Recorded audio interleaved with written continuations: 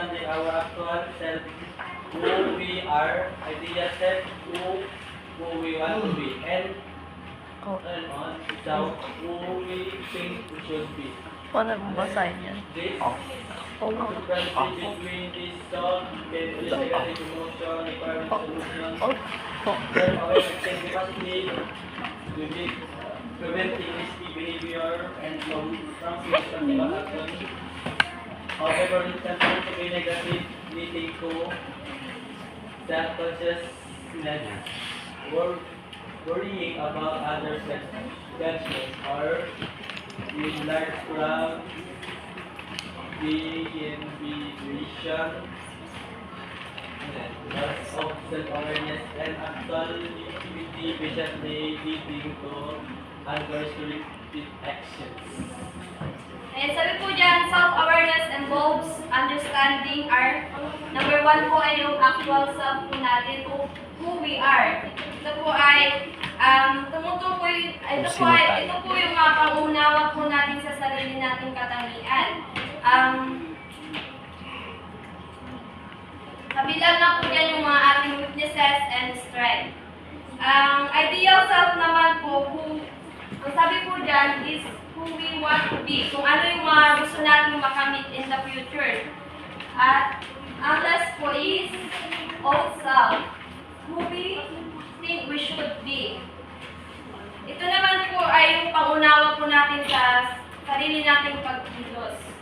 Ayan po. Sinabi po dyan na differences between this self can cause negative emotion requiring solutions. Self-awareness can be positive, preventing risky behavior, prompting responsible action. Sabi po dyan, kung ang self-awareness po is positive, may positive impact po para sa atin, meron naman pong negative impact. Ang negative impact po is yung self-consciousness or nagdadalawang isip po tayo sa isang bagay kung gagawin ba natin to or hindi dahil conscious tayo na yun nga, sabi ko nga kanina, naka-conscious tayo kung gagawin natin or for example na lang po sa kadamitan po natin, naka-conscious tayo na kung isusot ba natin to or hindi dahil baka i-judge tayo ng iba na pang isusot natin. So, parang napapaisip tayo, nakakaroon tayo ng doubt sa sarili natin kung bagay ba or hindi. Diba? Dahil hindi lang ikaw yung nagde-decide sa sarili mo eh. Parang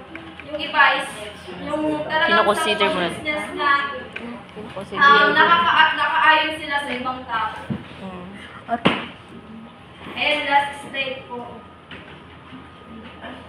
Sabi dyan, self-awareness can keep you from doing something dangerous. It can help remind you that there is an exam tomorrow in one subject when you are about to spend time playing computer games. Yan. Parang ina-aware niya tayo dyan sa example po dyan na may exam bukas na kaysa mag-computer guys, kung may self-awareness guys, ina-aware mo yung sarili mo na gawin yung isang bagay na gusto mong unahin na parang, di ba pag nag-aaral tayo manya na habit. Pag may quiz gano'n, dapat unahin natin mag-review kaysa mag-computer or cellphone. Yan. Self-awareness po yung tawag po ito. And ang po, binibigyan ko na po ang next report guys.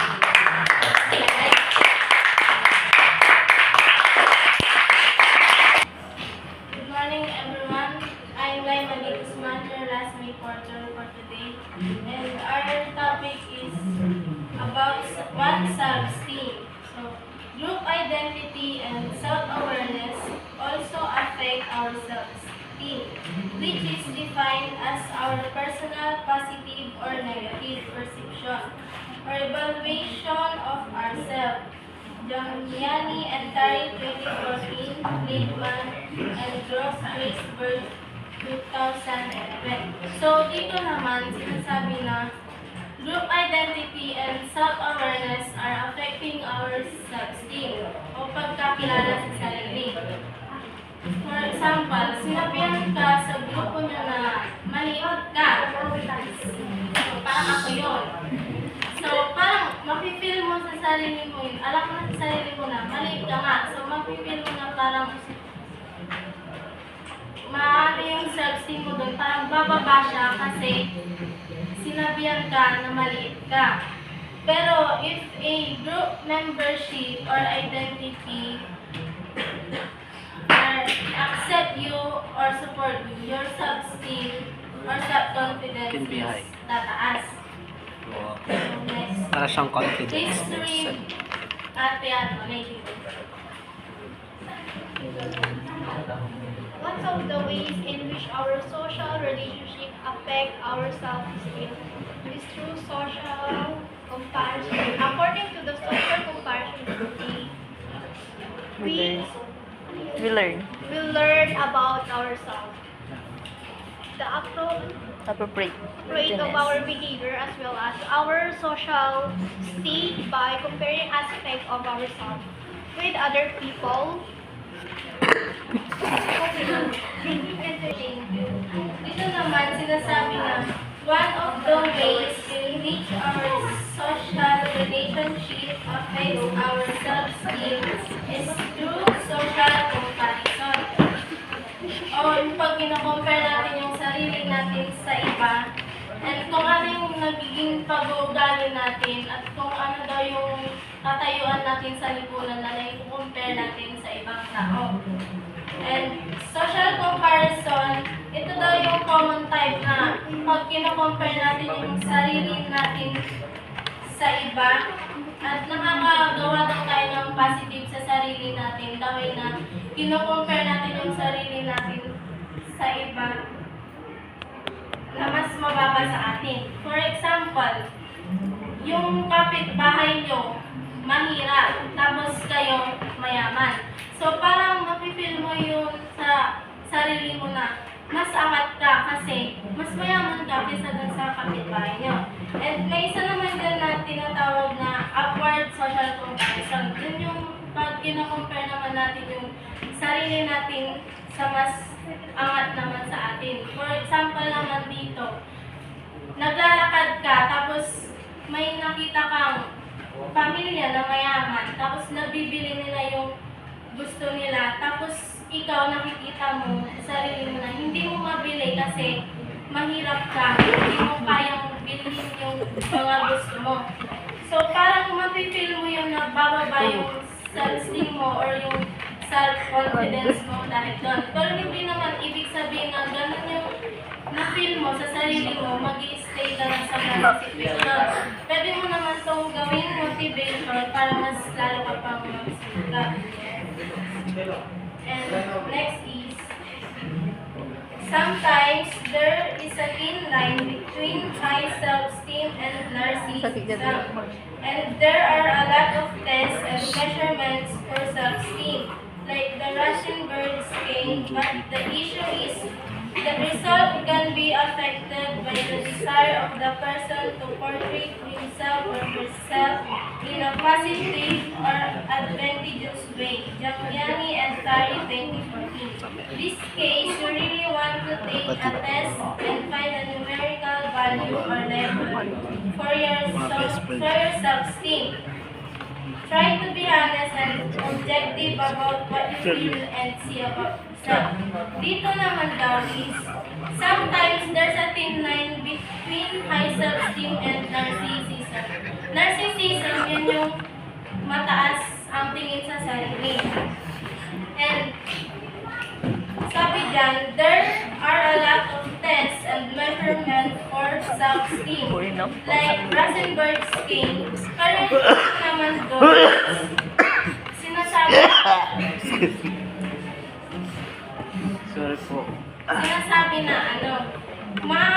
pwede daw maapektuhan yung magiging resulta ng isang kagustuhan ng tao na may pakita sa sarili niya na positive siya o nakakalamang siya.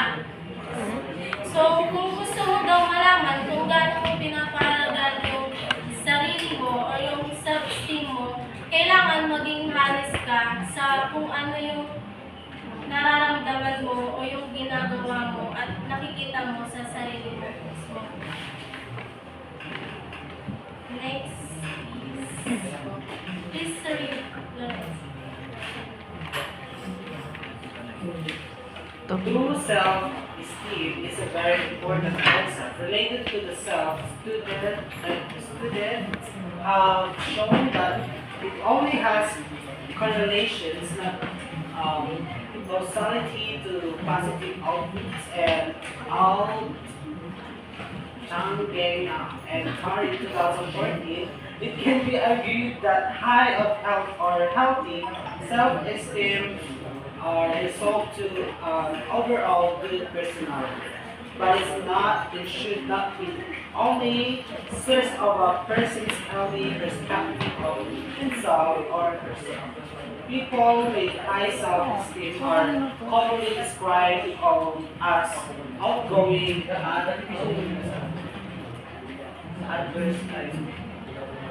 adverting and adaptable in a lot of situations. They also initiate activities and have relationships. Relationship with people, however, they may also dismiss other does not conform to their self-concept or boost their self-esteem. They are bullies and experiment and abusive behaviors with drugs and alcohol. Dito naman, sinasabi na importante daw yung self-esteem, pero related lang siya kung maganda yung kinakalabasan sa'yo. Pero hindi ibig sabihin na mataas yung self-esteem mo is automatic na maganda lahat sa'yo. For example, nakakatulong ka sa ibang tao, pero yung itinutulong mo, parang nanggaling din lang naman sa masama. So, hindi ibig sabihin na, porque tumutulong ka sa ibang tao, hindi ka na nakakagawa ng masama. And meron din naman daw mga tao, matataas yung self-esteem nila. Ito yung mga taong nagiging adventurous sila, tapos nagiging pala kaibigan, and nakaka-adapt din sila ng mga situation like yung paggamit ng drugs or yung alcohol. And alam niyo yung pag nakakapag-take na sila ng drugs or yung alcohol, parang nakaka-create sila sa isip nila ng kung ano-ano na hindi maganda, and doon nag-i-start na nagiging bully sila. So, kahit hindi naman nakadrop, meron pa yung mga push, diba? Next. Last is, this duality in the behavior and attitudes only proves the above-mentioned correlation. Baumeister and Smart and Biden 1996 in their research on self-esteem concluded that programs, activities, and parenting style to boost self-esteem should only be for rewarding good behavior and other achievements, and not for the purpose of merely trying to make children feel better about themselves or appease them. Dito naman sinasabi na importante daw yung kung paano yung pagtuturo or gawain ng magulang, kung paano yung pagtuturo nila na mapataas yung self-esteem ng isang bata, ay dapat lang daw para sa pagbibigay ng award or achievements. At hindi lang para sa may pakita o may paramdam dun sa bata na mas mabuti yung sarili nila o para lang sa pag-aling sa kanila. Yung award dun na sinasabi, yun yung parang pupurihin mo yung isang bata kung maganda yung ginagawa niya or maganda yung pagpunta niya.